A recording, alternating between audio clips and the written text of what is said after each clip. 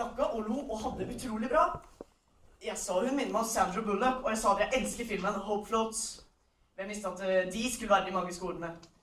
Neste var at klærne hennes var av, og takskinglene beveget på seg, hvis dere skjønner den bra. Det neste var bitingen, kliningen og klåringen. Så begynner noen å slå på meg. Slå skikkelig hardt. Og jeg snur meg, og der står Chuck. Og jeg liksom bare, hva skjer? Og han sier at jeg puler dama hans. Jeg snur meg rett til Marissa og spør, du dama hans?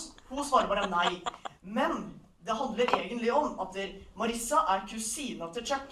Men Chuck har skyldefølelse for at han liker henne. Ja, det vanskelig å forklare. Men etter det så begynner Chuck å gråte, skrike. Og det ødelegger jo stemningen totalt. Så Marissa tar på seg klærne igjen og går ned gjennom vinduet tilbake til festen. Jeg sitter igjen med gråtende, skrikende Chuck.